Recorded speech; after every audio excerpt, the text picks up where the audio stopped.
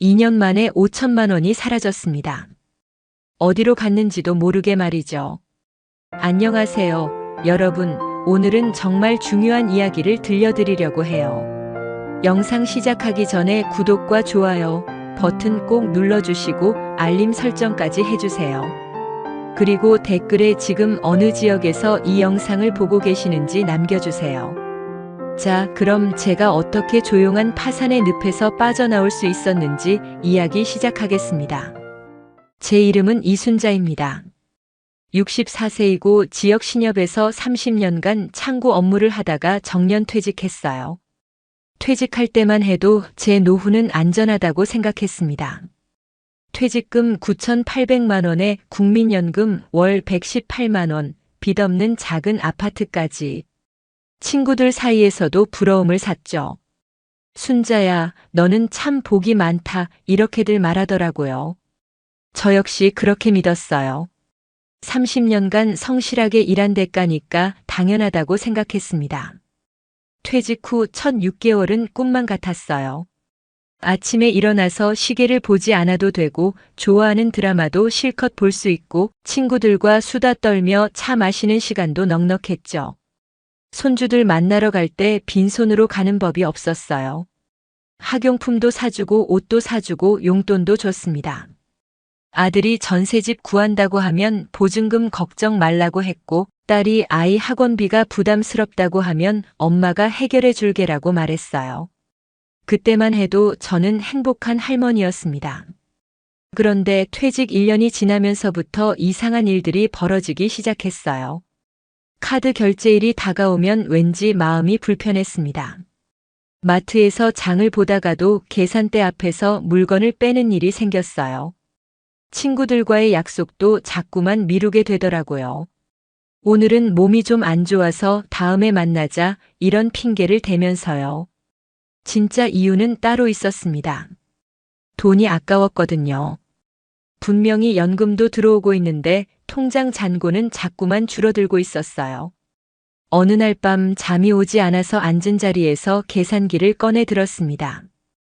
퇴직금 9,800만 원이 얼마나 남아있나 확인해 보려고요. 계산기를 두드리고 또 두드리면서 확인한 결과는 충격적이었어요. 4,900만 원밖에 남지 않았더라고요. 24개월 만에 정확히 절반이 사라져버린 겁니다. 한 달 평균 204만 원씩 써버린 거예요. 연금 118만 원을 받고 있는데도 말이죠. 그 순간 정말 머리가 하얘졌어요. 이런 속도라면 5년 안에 완전히 바닥날 거라는 생각이 들었거든요. 하지만 정말 무서운 건 어디서 그 돈을 썼는지 정확히 기억나지 않는다는 거였어요.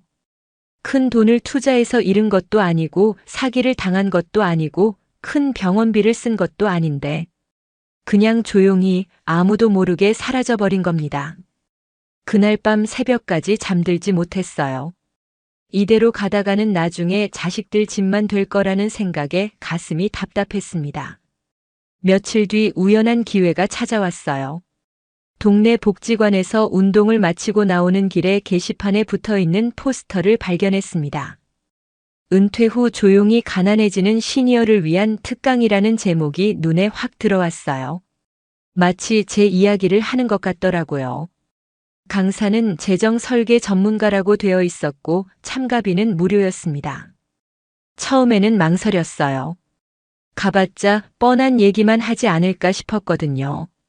하지만 제 상황이 너무 절박했기 때문에 용기를 내서 신청했습니다. 강의 당일 강의실에 들어서니 저와 비슷한 나이대의 분들이 20명 정도 앉아 계시더라고요. 모두들 심각한 표정이었어요. 저만 이런 게 아니구나 하는 생각이 들면서 조금 위로가 됐습니다. 강사는 40대 후반의 남성이었는데 차분하면서도 전문적인 느낌이었어요. 첫 마디가 인상 깊었습니다. 여러분이 오늘 이 자리에 오신 것만으로도 문제의 절반은 해결하신 겁니다. 자신의 문제를 인정하는 게 가장 어렵거든요. 그러더니 칠판에 숫자 하나를 적었어요. 65%. 은퇴 후 5년 안에 자산이 줄었다고 답한 60대의 비율이라고 했습니다. 그 순간 옆에 앉아 계신 할머니께서 작은 목소리로 그러게 나만 그런 게 아니었네 하고 중얼거리시더라고요. 저도 마음속으로 똑같은 말을 하고 있었어요.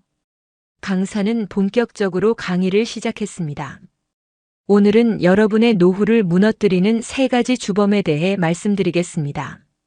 첫 번째는 자녀에 대한 무분별한 경제 지원, 두 번째는 체면을 위한 소비, 세 번째는 건강 불안을 이용한 마케팅의 희생이라고 했어요. 저는 메모장을 꺼내서 열심히 적기 시작했습니다. 첫 번째 주제가 시작됐을 때 저는 가슴이 철렁 내려앉았어요. 한국보건사회연구원 조사에 따르면 은퇴 세대 부모의 68%가 자녀에게 경제적 지원을 하고 있다고 했습니다. 평균 지원 금액이 연간 520만 원, 지원 기간이 평균 13년이라고 하더라고요. 계산해보니 총 6,760만 원입니다. 퇴직금이 통째로 날아가는 규모죠. 저는 제가 지금까지 아이들에게 쓴 돈을 계산해봤어요. 아들 전세 보증금 3,500만 원, 딸아이 학원비 월 20만 원씩 18개월이니까 360만 원, 손주들 용돈과 선물비 월 15만 원씩 24개월이면 360만 원, 명절과 생일 때마다 주는 돈까지 합치면 총 4,800만 원 정도 되더라고요. 제가 잃어버린 돈과 거의 비슷했습니다. 강사는 계속해서 충격적인 사실들을 알려줬어요. 자녀 지원의 문제는 끝이 없다는 거라고 했습니다. 한번 지원을 시작하면 계속해서 요청이 들어온다는 거예요. 전세 자금을 도와주면 다음에는 아이 교육비, 그 다음에는 차 구입비, 이런 식으로 계속 이어진다고 했습니다. 그리고 가장 무서운 건 부모들이 이걸 당연한 일로 여긴다는 거라고 했어요. 자식을 위해서 희생하는 게 부모의 도리라고 생각한다는 겁니다. 바로 제 모습이었어요.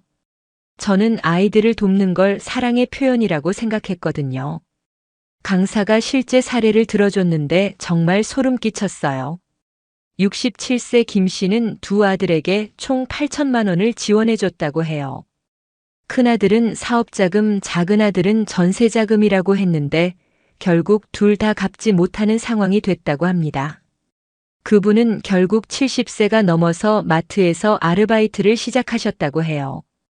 자식들은 각자 생활하느라 바쁘고 부모님이 고생하는 줄도 모른다고 하더라고요. 그 이야기를 듣는 순간 제 미래를 보는 것 같아서 등골이 오싹해졌어요. 두 번째 주제는 체면 소비였습니다. 강사가 질문을 하나 던졌어요. 모임에 나가면 왜 지갑부터 열게 될까요? 모든 사람이 웃으면서 고개를 끄덕였어요. 누구나 경험이 있으니까요. 저 역시 그랬거든요. 동창회에 가면 꼭 제가 계산을 하게 되더라고요. 다른 사람이 계산하려고 하면 아니다. 내가 할게 하면서 나서게 되고요. 강사는 통계 자료를 보여줬습니다. 50대 이상 가구의 월 평균 사교비가 생활비의 14%를 차지한다고 했어요. 이건 식비 13%보다도 높은 수치라고 하더라고요. 제가 한 달에 모임비로 쓰는 돈을 계산해 봤어요.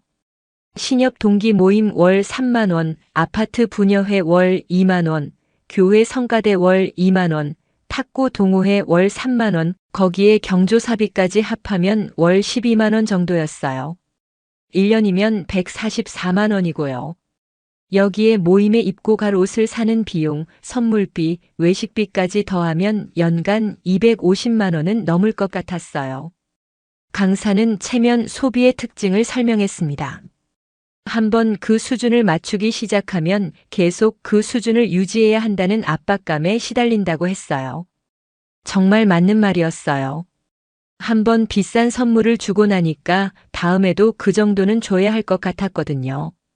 강사가 말한 사례 중에 특히 기억에 남는 게 있어요.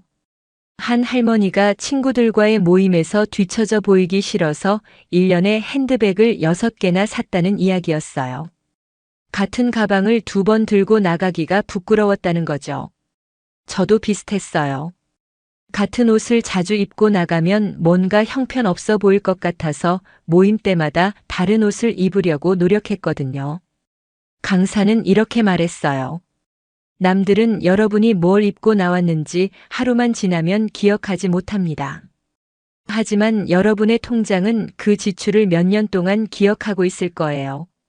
세 번째 주제인 건강 불안 마케팅 이야기가 나왔을 때 저는 정말 뜨끔했어요.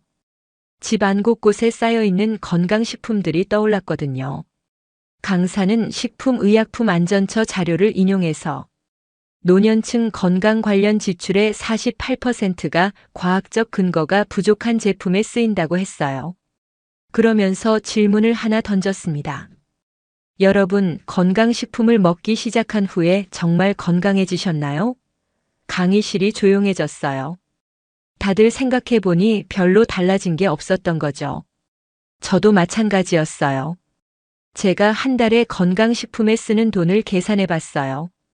글루코사민 5만 원, 오메가3 4만 원, 홍삼 7만 원, 비타민 D 3만 원, 프로바이오틱스 4만 원. 총 23만 원이었어요. 연간 276만 원이고요.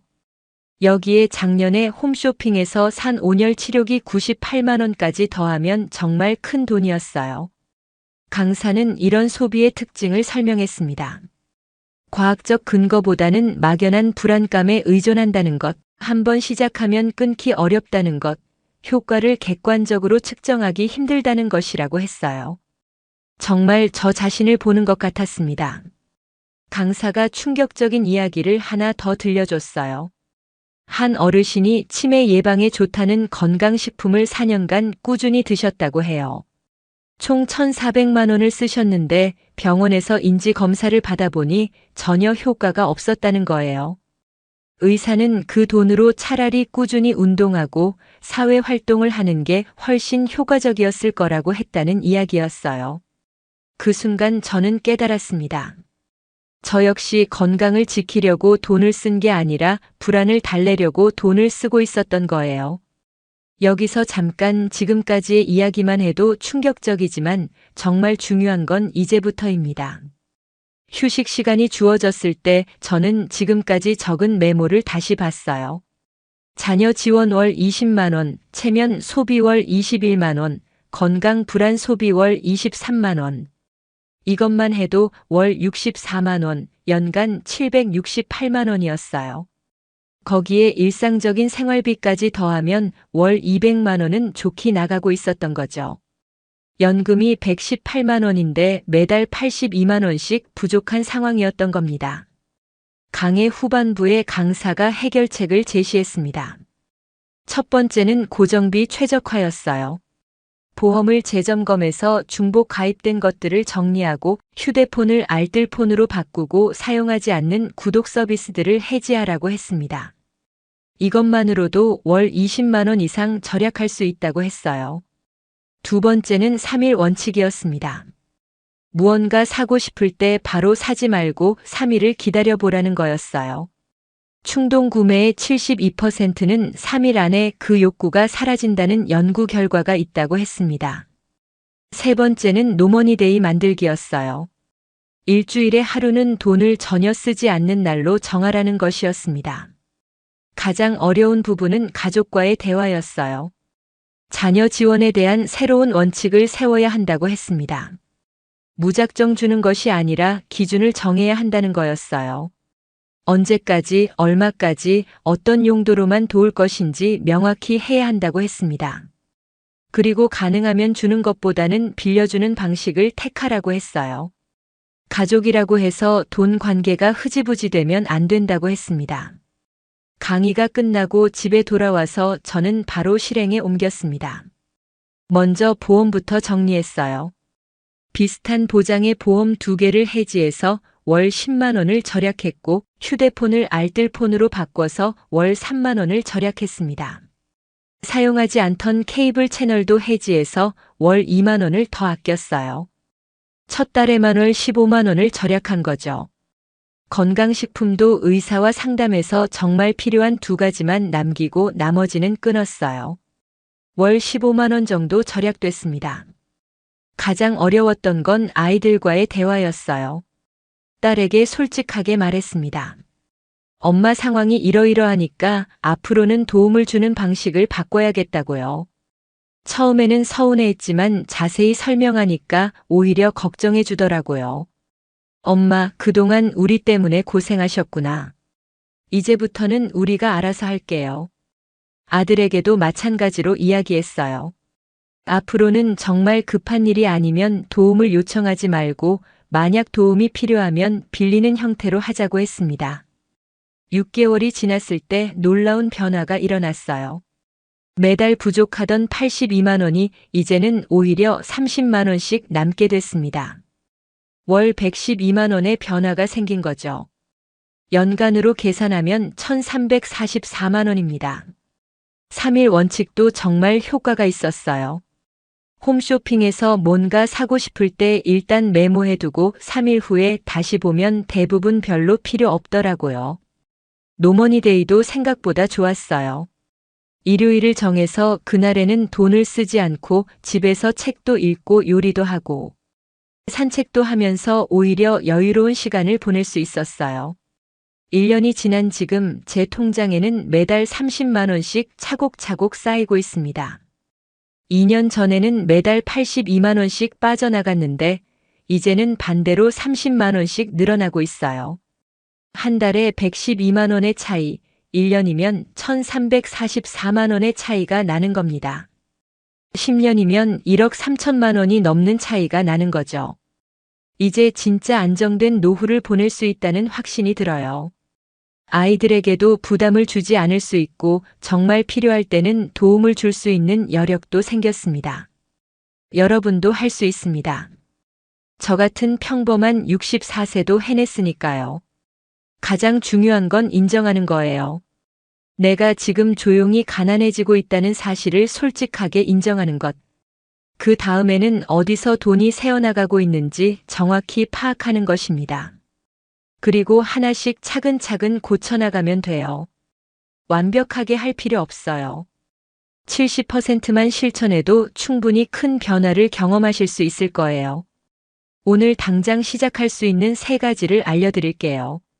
첫째, 지난 6개월 동안의 지출을 한번 정리해 보세요. 어디서 돈이 가장 많이 나가고 있는지 파악하는 거예요. 둘째, 현재 가입하고 있는 보험들을 점검해 보세요. 중복된 보장이 있는지 정말 필요한 보험인지 확인해 보는 거예요. 셋째, 이번 주부터 3일 원칙을 실천해 보세요. 뭔가 사고 싶을 때 바로 사지 마시고 3일만 기다려 보세요. 자녀 지원에 대해서는 가족 회의를 해보시는 걸 추천해요. 앞으로 어떤 원칙으로 서로 도움을 줄 것인지 함께 이야기해 보시는 거예요. 처음에는 어색하고 어려우실 거예요. 하지만 장기적으로는 가족 모두에게 도움이 될 거예요. 부모님도 경제적 불안 없이 노후를 보낼 수 있고 자녀들도 부모님 걱정 없이 자신의 삶에 집중할 수 있게 되니까요. 건강 관리는 돈이 아니라 생활 습관으로 하세요. 정기적인 운동, 균형 잡힌 식단, 충분한 수면이 어떤 건강식품보다 효과적이에요. 정말 필요한 영양제가 있다면 병원에서 검사받고 의사와 상의해서 드시면 됩니다. TV 광고나 지인 추천에 현혹되지 마세요. 노후는 정말 깁니다. 65세부터 85세까지만 해도 20년이에요. 이 긴 시간을 경제적 불안 없이 존엄하게 보내려면 지금부터의 선택이 정말 중요합니다. 조용한 파산은 막을 수 있어요. 제가 그 증거입니다. 오늘이 바로 여러분 인생의 전환점이 될 수 있어요. 긴 이야기 끝까지 들어주셔서 진심으로 감사합니다. 이 영상이 조금이라도 도움이 되셨다면 구독과 좋아요 꼭 눌러주세요. 그리고 주변에 저처럼 경제적 어려움을 겪고 계신 분들이 있다면 이 영상을 꼭 공유해 주세요. 한 사람의 인생이 바뀔 수도 있거든요. 여러분 모두 건강하고 여유로운 노후 보내시길 진심으로 바랍니다. 다음에 또 좋은 이야기로 찾아뵐게요. 정말 감사합니다.